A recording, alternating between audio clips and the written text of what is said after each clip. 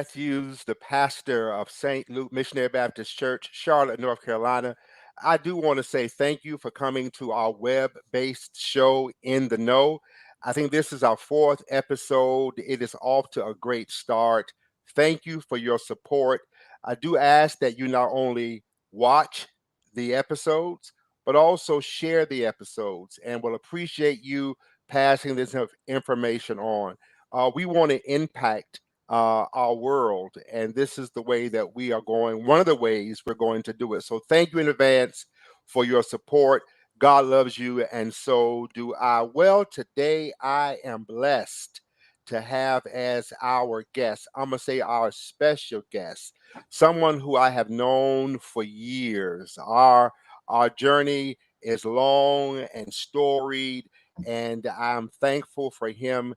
This is Mr. D.J. Boyd, the Minister of Worship and Arts at the great St. Luke Missionary Baptist Church, Charlotte, North Carolina. He is a gifted individual. He is truly creative. He is a master of music. He is a creative genius when it comes to making things work. He has an eye that is unbelievable, and I'm so grateful for him being at the St. Luke Missionary Baptist Church. So, Mr. Boyd, welcome to In the Know. How are you? I'm doing well, Pastor. Hope you are. I am doing wonderful. Well, let's get started and let's begin. Talk about DJ Boyd. Tell us about yourself. Give us some bio information. Where you're from? Who's your peoples? That's Yeah, what we say in the South. Who's your peoples, right? right. And all of that good stuff.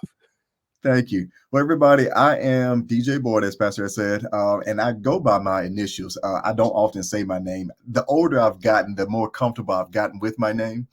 I remember growing up, it was a thing. I didn't like my name, but I'm growing into it the older I get. So DJ, first of all, stands for Devana Jaworski. I'm named after a football player and a basketball player.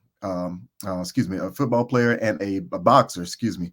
And so I don't even like sports. So it's the funny thing. I'm named after sports characters. But that is my official real name. I'm from Whitmire, South Carolina, which is a small town in Newberry County, which some people may have never heard of that either. But if you think about it, if you know a little bit of South Carolina geography, you have Columbia, in between Columbia and Spartanburg area. That's where I'm from. Hmm. So it's about an hour and a half from Charlotte. So close enough to see my family as we can. But I grew up there. A little bit, I guess, of me and my musical and artistic background stuff is that I in high school, actually, that my journey of music started when I was 7 years old. I don't know why in the world, but I asked for a keyboard for Christmas randomly. It's not like I don't know. Maybe I've seen it before, seen somebody playing, and I was like, oh, I can do that. But asked for it for Christmas, got it that Christmas, and amazingly, I just started playing stuff by ear, and teaching myself how to play. And then I guess when I was about 9, I had formal lessons for a little bit. And then from there, went into band, drum major, all those things. And after that, I went to Winthrop University. Mm-hmm. Went to Winthrop and studied. I started out there, many may not know this, but as a graphic design major. So started out in graphic design. That's back in the late 90s, early 2000s when that market was really, really popular. Everybody wanted to be graphic designers.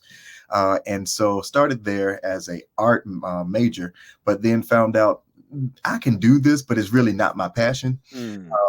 It's not my full passion, I'll say at that time. And so that's when I transitioned into being a music major. Because I had so many credits, I literally had 2 years of art experience. So we transferred that over to be my minor. So finished Winthrop in 2003 with a degree in my undergrad degree in music as my major, but art as my minor. Mm-hmm. From there, went on to be full-time assistant minister of music at Friendship Baptist Church, where Pastor Matthews and I didn't officially meet because he was leaving as I was coming in. Mm-hmm. So that's where our names kind of started crossing paths. And then from there, came over to St. Luke musically in 2010. And then with 2010 up until 2014, served there. And then hopefully we might even have this conversation of what happened around 2015. Mm, Uh, and then so went over to a Presbyterian church for a little bit at Statesville Avenue. And also from there came back to St. Luke. And during that time when I was away, I finished up my graduate degree, and that was at Liberty University with a mm. major in worship and arts. And so that journey was really good. Met some great people that continue to stay a part of my life and my circle. And that's a little bit of my musical and artistic journey. Also, of course, Pastor mentioned about me being creative. I'm honored to be able to create a lot of art forms. But one of the things that I do is event planning and decorating for events. And so that is my other passion. I tell people that I'm not good if I'm not doing both. I have Mhm. to be doing both. I've learned that in my life. If I'm doing music only, I'm not my fullest, and if I'm doing art, I'm not my best either. So I have to balance the two. Wow. So, Mr. Boyd, that's impressive. Tell me about this 7-year-old boy who picked up a keyboard, right? Mhm. What I'm interested to know, especially as it comes to parents' involvement in nurturing the gifts or the desire. Tell me, how was your desire for a keyboard, and how was your family's response to making that investment, to pushing you to being part of that? How was that? How important you think that is? Very important. I'm grateful that, well, let me back up a step. So no one else is really musically inclined in my family, first of all. So I didn't come from a family of singers and Hmm. musicians. However, I have my biological father did play the drums. Hmm. Had the nickname Beat, so Beat and All right. S Beat. And so I know that that is definitely a part of my DNA. And so other than that, no one else played any instruments. However, my stepfather played the lead guitar, so Mm-hmm. he was influential in supporting my musical career. But also with my mom, it's because when you come from a family that doesn't have the same skill sets, they were supportive, but at the same time, they couldn't lend Hmm. emotional support. It was like, okay, if you want to do it, you do it. But they didn't have the tools, I think, to kind of go deeper with that. And even with me now teaching piano, that's something else I do. I teach piano too. And I always encourage my parents to, even if they don't understand everything, to allow their children to explore. Hmm. If Hmm. it's something that they're interested in, they will put forth the initiative. And I did that. You didn't have to tell me to practice. Hmm. I religiously enjoyed learning to play. Okay. So let's stay on this vein about children and music. How would you say having this music background, this musical energy, how did it help you when it came to things like emotional maturity, socialization? How did those skills, those gifts, this passion help?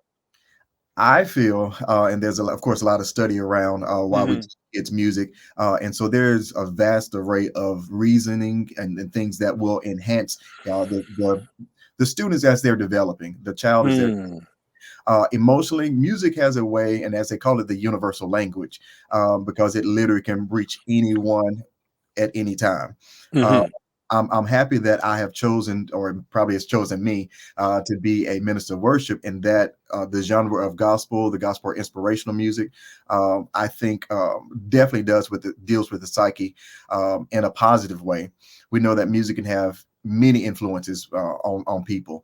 You can be having the worst of day, but that your favorite song comes on, and it just takes you to a place that calms you. Hmm. Even with classical music, there are studies of understanding um, how classical music is set up so that it enhances the brain Hmm. to think through patterns, to think through dealing with things a little bit more in a emotional way of not escalating, but kind of getting to a place of calmness. So there's many reasons that I think music can help enhance young people as they're developing. Mm. One of the things that I am um, interested in knowing, I haven't done any research, but I wonder what would be the impact of exposing children and youth, especially children and youth who come from um, traumatic environments, Hmm. exposing them early to music. Hmm. I wonder what if we did a long, a several year study. I Hmm. wonder if we could see the impact of exposing children exposed to trauma, to music, to voice, and I wonder if we would see a decrease in Hmm. some of the maladaptive behaviors so Yes. prevalent right now in our community. What are your thoughts on that? I agree, Pastor. One of the things that I know, and I'm not an educator in the form of, I've never done, we'll say CMS because we're here in Charlotte. I've never done a academia that is, I pretty much have taught kids as I teach them. I have not been in Hmm. a formal education setting to teach others in a group setting like a school. But there are many facts and many studies about when we've taken music out of school. Mm, We've done a major disservice. We've taken the arts out of schools. We've wow. done a major disservice. It cripples a lot of growth, whether it be individually, and also collectively. It's a struggle for many people, and we'll talk about churches, Hmm. but to bring up people that, of course, I don't know about your setting, but when I grew up, it was music in the school. So even if you didn't understand that you had a voice to sing, you Hmm. knew that you had to go to chorus, you had to go to choir at least once a week. And so it developed many different things. I think that even in the worship service, a lot of the congregational members don't feel their voice because they're Mm, taught it is okay to use your voice to sing. And I think a lot of us critique our own self and say, I can't sing. And so the same thing there, when we don't have that in the school system at an early age, people they don't identify their voice. They don't mhm. understand their voice. They don't know how to use their voice, and not just a human voice, but even their intellect to kind of think through things. And I think that definitely does hinder a lot of growth um, Mhm. in our social aspect of team building, being together. It's Yes. effort. Those kind of things build up your understanding of how to work with others. Mhm. So Mhm. Wow. a lot of things This there. is some well, we're having great conversation so far, Mr. Boyd. It is taking his own life. It's doing good. So let me ask you this question. So you have all these gifts. You are an educated, trained musician. You read by ear, you read music, you play by ear. How do you feel bringing all of that passion, all of those skills to the context of church, in particular, the context of Black church? Hmm. How do you feel about being a church musician, a church music professional? Do you see any pros and cons? Do you see a difference between being a music professional and a church music professional? Yes, sir. Um, this is a sticky one. I'm about to be like you. You about to get me in. I'm about to get in trouble. Okay, come on with it. So here's the thing. This day and age, especially as we're talking about church, well, two things. I get calls all the time, or persons looking for musicians, looking for ministers of music, looking for. So again, going back into what we just talked about, if we're not training up people, they no longer invest in themselves to say and to look at church as, hey, that could be a service, that could be a place or an outlet that I can actually use my gift. But because we're not teaching people music as much. We're not doing that investment. So that cripples even the church. That's one side of this. Hmm. But also, too, you have so many people that just go to YouTube and say, hey, I'm going to train myself. And which is an awesome, awesome thing to do. Some people are gifted enough to where they can go and learn on their own without going to school, without going to invest into a higher education of this. Um, and they do good. Hmm. They get paid really well. Hmm. Some of them can't tell you a C from a D, Wow. but they are doing that. They're doing it out there. So there's a lot of dynamics of, especially in the church, when we talk about theology, when we talk about understanding what goes where and why, how we choose music, how we plan worship services. All of this has purpose and meaning. So I know that is I'm grateful to have the formal education behind what I do. Hmm. I just didn't say, "Here I am, Lord, use me" on Sunday mornings. There's a lot that has gone into the training and understanding of how does this all work, and what do we do? Why Mm. are we here? What does this mean? Mm. So here's the question. Um, is Sunday morning worship, is it performative or is it a service rendered unto God? Say it a different way. It's a loaded question, of course. Mhm. Are we doing music to help folk feel, or are we gathered together in the presence of God and God is the audience? Mm. What is Sunday morning to be about? Sunday morning for me is a both and experience. All right. We cannot deny the fact that we bring our whole selves to worship. When we come in, we're coming in either longing to get something, longing to be refueled, Mhm. needing something from God. Also, too, we got to be careful because we also always have to remember that worship is giving of ourselves. Mm. A lot of times people come to Come worship, on now. Come on with it. and I'm not just talking about St. Luke's. Yeah. Anything you say here, this is universal. Mhm. This is how I view and my personal opinions on the way worship is today. Mm. And so a lot of times we just come in and want the people to do the work for us. Mm. We see it as entertainment. We see it as you all do that. Y'all do the singing. You do the preaching. Mhm. I'm just going to sit here and receive, Mhm. download everything that you all are giving to me or to Mhm. them. But it's a both and experience. Number one, yes, we're in a sacred space to ultimately worship God, to have Mm. our God moment collectively. Mhm. We realize that Sunday morning is just a ongoing worship that should be done all throughout the week. Mhm. Should be the culminating or the part that pushes us in to go through another week. And so I think all of those things happen. We come to worship God, but we Mhm. also understand that we're in community.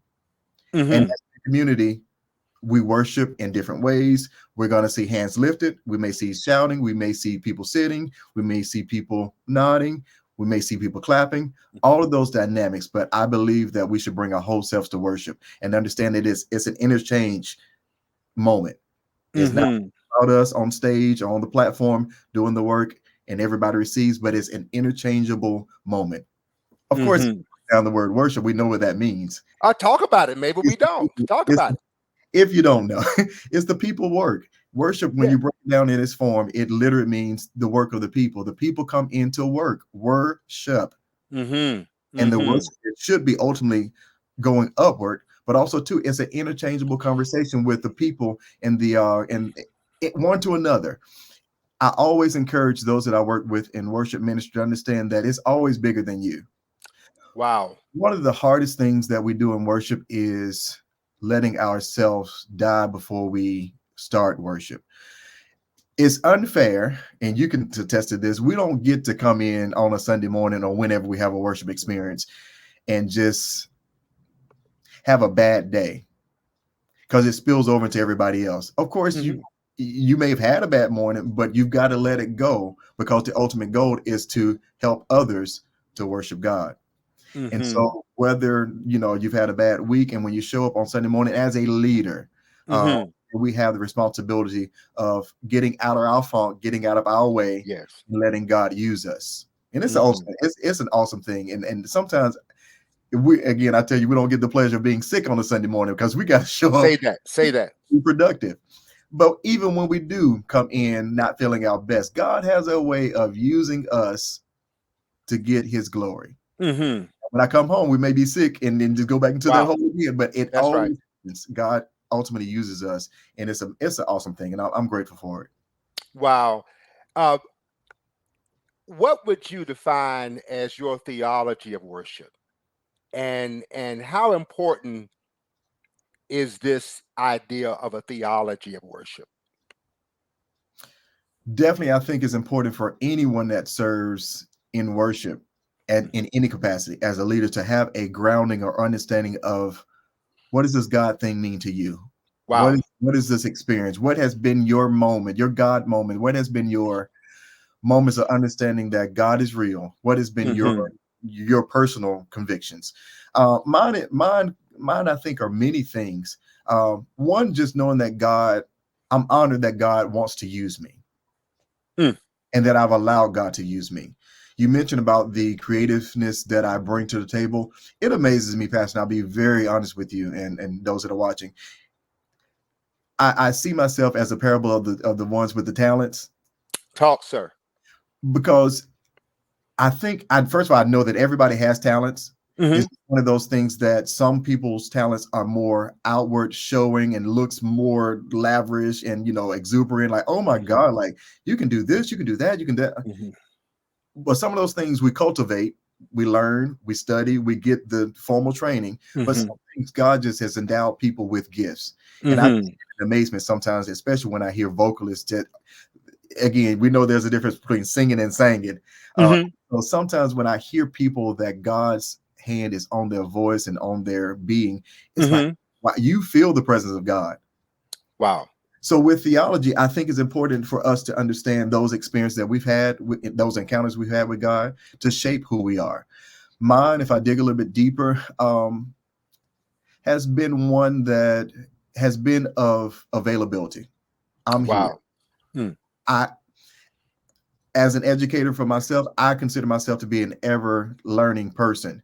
And so anything that I see, anything that I feel that will enhance what we do in worship, it just naturally kind of comes, and I'll see things with lighting, with staging, with sound, with the atmosphere has to be right for worship. Say that, sir. What people don't understand is sometimes, and we can attest to this, if a person comes into worship and it's cold, Mm-hmm. they're not going to worship the same Yeah. if they don't get out of their body and out of their heads like, I'm Yeah. cold. And if your only thing, this from Mm-hmm. therapy, from counseling, Mm-hmm. Mm-hmm. you don't train that mind to say, all right, yes, I recognize it's cold, but I'm here Mm-hmm. for a bigger purpose. Yeah. Then you'll miss the mark. You'll miss all the moments. Mm-hmm. We try to also in worship bring down as many distractions as possible, Mm. because we realize again in worship we bring our whole self. So that means if somebody's walking by, I can get distracted by that. That Mm-hmm. means that if the light is flickering, I can get distracted by that. If the Mm-hmm. words are misspelled, people again will bring their whole self. So if you're thinking those things, it's like we've got to minimize the distractions, but ultimately Mm-hmm. make sure that God is the center of attention. So if I think that when we do that, it literally shapes the whole worship service and for an awesome experience. Wow. Wow. So I want to get us in trouble now. Let's go. Let's go ahead and go. So Richard Smallwood, Hmm. Ricky Dillard, Hmm. Donna Lawrence. Hmm. Um, I don't know a whole lot of others No, because, you're doing good. You named my well, favorites already. Keep going. okay, all right, good deal.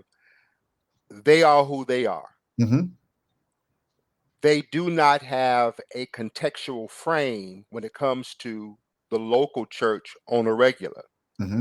They are may have started in the church, Hmm. but their context is not based at a local church Hmm. with a certain demographic and a certain worship culture. Hmm. How hard is it for you? And I'm talking now as somebody who wrestles with this. How hard is it for you to accept that I am who I am and I have been called by God to this context and they are who they are? In other words, how do you get to the place where you're comfortable not being what others want you to be, Hmm. but being who God has called you to be, knowing that I am who I am for this context? I just didn't show up. And let's just go there. One of the things that we always talk about when it comes to church hire. I remember our first conversation under the tree at my house, and I asked the question. I said, "Is God calling you here?" Right? Hmm. Because if there isn't a sense of calling, everything else doesn't matter. Hmm. But if there's calling, then there's a sense that the gifts I have Hmm. are the gifts that God is calling me to use in this context. Hmm. And one of the difficult things, I'm talking for myself now, is when I try to be somebody other than who I am, because that's not who God called me to be. How do you deal with that, Mr. Boyd? We finna go over. Just come on now. Yeah, This we're gonna gonna be good. Come this on now. We're not right gonna be here quick with this. Come on. because we're already almost at our 30-minute moment I now. listen. Whatever. Come on now. Let the Woo! Lord use you, sir. Authenticity is something that That's the word. That's the word people right there. people can handle who you are because you're your truest self. What people Mhm. don't get is that when you're this way today, you're that way tomorrow. They can't identify with that. And so I think again, once you bring your whole self, and I don't apologize, but for using that, I think that's what it's all about. Mhm. Is God has designed each and every one of us to be who we are. Mhm. Mhm. The struggle with many people is I think it's good to have muse, to have people that you idolize, that you can see doing what you do, but don't ever try to be them. Wow. They are who they are because God designed them to be that way. I love working with so many artists, and it's interesting because when you have so many people that are very talented within the local church, within Mhm. they don't have to be in the church. You can walk by a person humming down the street like, oh my God, you can really sing. It's how we use that gift that God has given us. So the gift of creativity is one that's uniquely your own. Mm. Creativity can be sparked from others' ideas, but Mhm. ultimately the best results are when you are your most vulnerable and authentic self. Mhm. If Richard Mhm. Smallwood said, "Oh, Ricky Dillis over here doing the high energy stuff. He's doing all that clapping, clapping, clapping. Yes. Let me see if I can write a song that does all that." It doesn't work. Mm-mm. Same way for and vice versa. And not saying that these artists can't do these things. F.A. Rick Diller, who we know as an exuberant, expressive worship person, Mhm. if a Richard Smallwood would say the same thing, let me try to be that. Mm. It doesn't work. And one Doesn't of work. the things that I think is interesting, even within churches, I love this one. We're gonna really get in trouble. Talk, sir. Churches that try to be everything. Okay. We know, and of course, we're not going to say any names, but Well, there's now, but you have just opened the door that we're going over a half an hour. So come yeah, on. I know. This is going to be edited, so Yep. this may be a two-part because we know when we start talking. Well, you know what? It may be a part two. That's a great thought. So let's go with it. Come on. So, with churches that you got to know what your audience is. Mm. Who are your people? Like you just said in the contents of these artists that when they write songs, they're not writing it for one specific genre. It's not just a Baptist church. It's not just a Kojic church. It's not just church in general. It's the world. Artists in that form, they are trying to reach the masses. Mm. There's a person that now I think a lot of times we do a disservice when we think that gospel music and what we do in church is only for church. Well, first of all, and I think, oh, this is a long conversation. We get mad at the Kurt Franklins because of his staging, what he's doing, how he's moving, his audience. But Kurt Franklin has reached so many people that many would never even think about. He does it in a way now that people don't even realize they're listening to the gospel. It's like, wait a minute, I hear the beat. Oh, okay, and listen to the lyrics, and it Mm-hmm. has a way of drawing. And if Mm-hmm. Kurt Franklin is used by God, then let Kurt Franklin be used by God. Wow. Wow. I agree 100%. And I think we're going to have a part two because I want to respect everybody's time. But there's so much to talk about, such as the state of the Black church and music, Mhm, to talk about the Black church and music post COVID. mhm. And we haven't even dealt with what is the unique and special thing about worship and arts at the St. Luke Missionary Nah, Baptist Church. We haven't even broached that yet. So uh, this has been so rich and so good, and we have just begun to scratch the surface, right? But just a little tidbit in 30 seconds. Would you agree that everything is changing? everything is and still it has and it still is changing. Mm-hmm. Mm-hmm. If we talk about post COVID, well, let's talk about COVID for a minute, and in the thick of it Mm-hmm. and what that looked like. We were doing life like we're doing now. As a matter of fact, it happened around this time It sure did. Yep. in 2000, 2020. Uh, Mm-hmm. so we're doing church as we know to do church, as we studied to do church, as we went to school for, how we know we're in our rhetoric, we're in our groove, everything's working fine. Mm-hmm. Here comes COVID, Yeah. and it shuts down the world. Yeah. And so, how do we do church? How do we still connect people to God? How do we do that? Number one, I'm proud of our church for how we Hmm. did it. Um, I was many of us as musicians and worship leaders were serving as consultants for many churches. Hmm. Still to this day, some are still trying to understand how do we do this in a different way, because you and I have had this conversation. You can no longer go back. To go back is to die. Mm. It will Hmm. not work the Say same. that. Say that. It's interesting how, I mean, we were doing well. However, we were not even this platform that we're using. We didn't even have what we did is Sunday morning. If you were there, you got it. If you That's were right. there, you had to come back next week and try to get it.